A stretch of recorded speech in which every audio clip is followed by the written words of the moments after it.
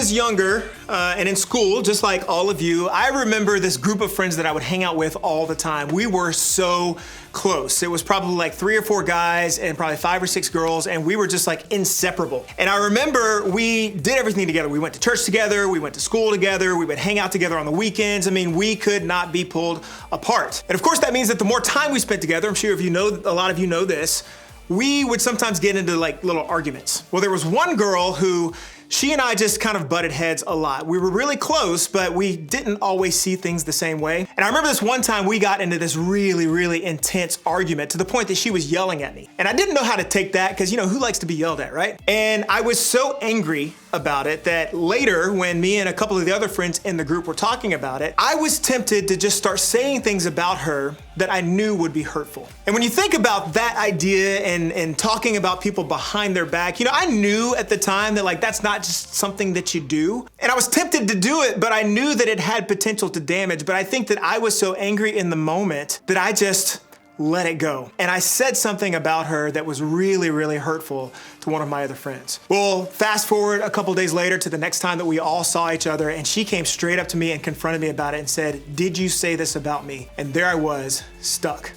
And I think the worst part of it was when I realized how much I had hurt her with the thing that I had said to my other friend. It ended up splitting up our group for a little while. We had one group of us that took my side, the other group of us that took her side, and it just became this big mess. And I'll never forget that. You know, sometimes we want things that aren't necessarily great for us in the long run. And we call that temptation. Think of it like this.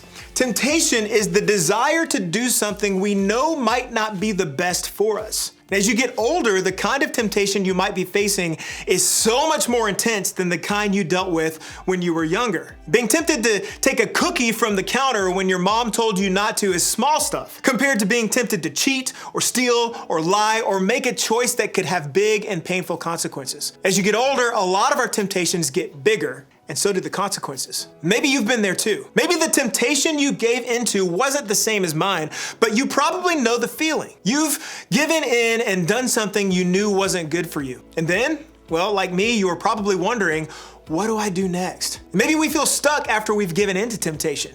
We're stuck with feelings of guilt and embarrassment and defeat and shame. We worry what people will think if they find out what we've done. And if people do find out, we fear they'll never see us the same way again. Or maybe the opposite is true for us. We've heard all this stuff about how giving into temptation can be bad or wrong or awful, but if we're honest, we don't feel any of that. We don't really feel guilty at all. Maybe it's because we don't think what we did was wrong. Or maybe because we've been doing it for so long, we don't even know the difference anymore. Or maybe because everybody else acts like it isn't a big deal, we feel the same way. And whatever the reason, giving into temptation doesn't feel all that bad to us. Or maybe we get upset. We might blame other people for what we did. After all, that's easier than taking responsibility ourselves, right? Our friends made us do it. Our teacher gave us way too much to study for the test. That's a stupid rule we had to follow anyway. We look to blame everyone else but ourselves when we give in to a temptation. Maybe we try to hide what we did. We want to cover it up.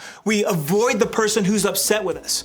We make excuses for what we did or where we were. We might even lie to deny the whole thing. We will do whatever it takes to make sure nobody finds out. Why? Because we know what we did was wrong and we don't want to face the fallout. Each and every one of these feelings or responses when we give into temptation is normal. They're things we all might do, but the reality is they don't make things better. In fact, dealing with temptation in these ways usually makes things worse. So what do we do? When we've given into temptation, how are we supposed to respond? To start over, to change the path we're on? When it comes to temptation, what's the best thing we can do once we've given in?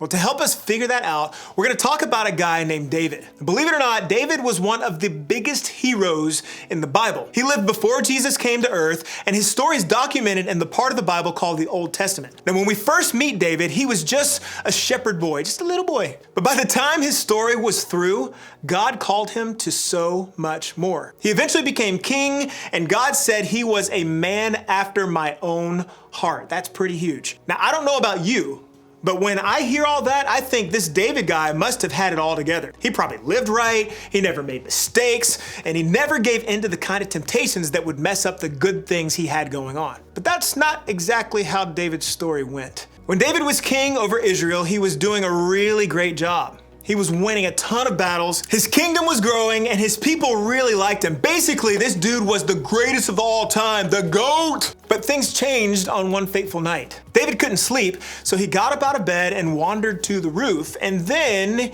he noticed a beautiful woman named Bathsheba bathing across the way. Okay, now I know it's getting a little PG-13 up in here. So when he saw Bathsheba, what did David do? I mean, this was a man after God's own heart. He was the chosen king of Israel and a leader everyone loved. So obviously he walked away, went back into his room, and nothing bad happened, right? Wrong.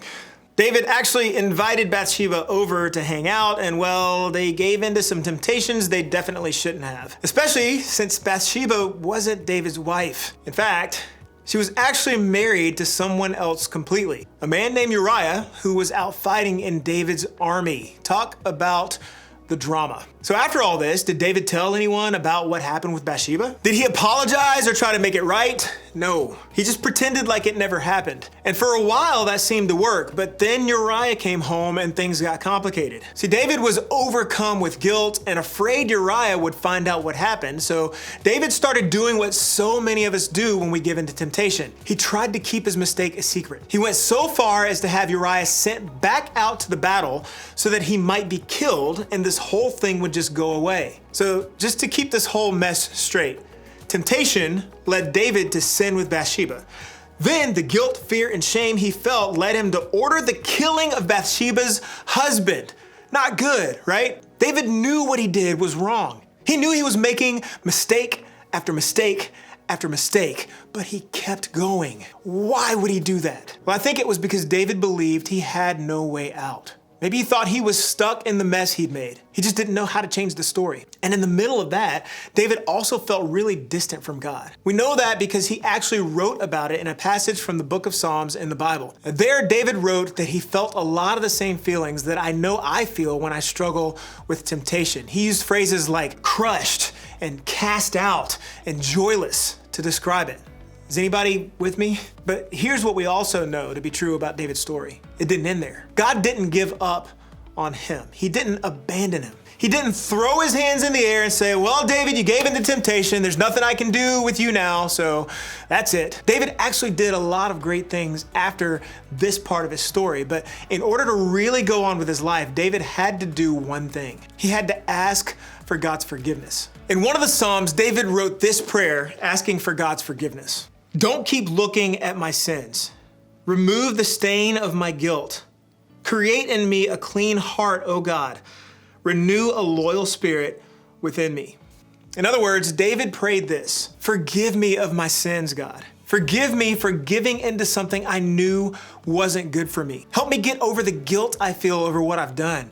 Change my heart. Help me to want to follow your ways instead of my own. Now, David still had to face some major consequences from those bad choices, but because he had forgiveness, he could walk forward without fear or guilt or shame holding him down anymore. He knew his story could start again, and the same can be true for us. See, giving into temptation doesn't have to be the end of the story. We don't have to stay stuck in the choices we've made or the feelings we feel because of them. Forgiveness was the key for David, and it's the key for you and me too. I told you a story of a friend who I said some pretty nasty things about. And what was really good was that it didn't end there. See, we're still friends to this day, and it's because in that moment when she confronted me and said, "Did you say this about me?" the only thing I could do was to say, "Yes.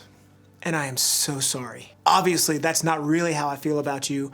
Obviously, that was something that I should not have done. I was just tempted in the moment, and I just owned it. I just owned up to her, and in humility, in the best way that I knew in my 14-year-old self, I said, I'm sorry. Will you forgive me?" And thankfully, she had enough grace. Not immediately. She was still pretty upset. But eventually, she had enough grace to say, I forgive you, and I love you, and we're still cool. You see what I mean? Giving into temptation doesn't have to be the end of the story. And that's because of forgiveness. So if you found yourself wondering what to do next, if you're struggling with guilt or fear or shame after giving into a temptation, if you're finding yourself making mistake after mistake after mistake, well, a different story is possible. And here's how it starts. First, ask God for forgiveness. Go to God just like David did.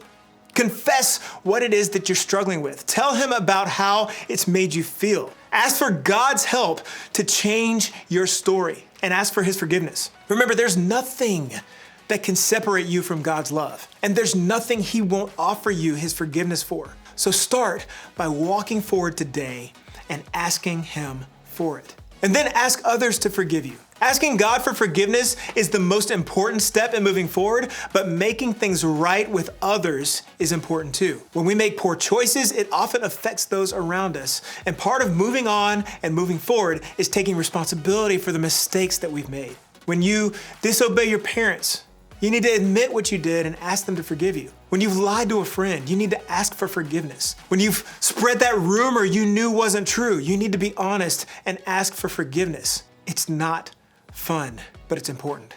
And it's part of what will help you move on. And next, forgive yourself. Sometimes this can be the hardest step to take. Even when you know God has forgiven you and you've heard a friend say, I forgive you, you can't seem to forgive yourself.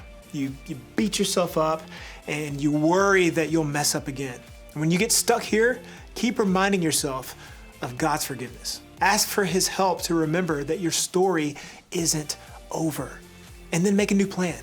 If you don't want to find yourself in the same situation in the future, you've got to figure out what to do differently now. You've got to make a new plan to avoid that temptation. And that might mean making some tough choices, like not hanging out with certain friends, or having your parents put restrictions on your phone or your computer, or not listening to certain music, or asking to sit in a different seat in class. Whatever you need to do, do it. Make a new plan and consider telling somebody like your group leader about it. Ask them to help you stick to that plan and encourage you as you do. And remember, giving in to temptation doesn't have to be the end of the story. You got this.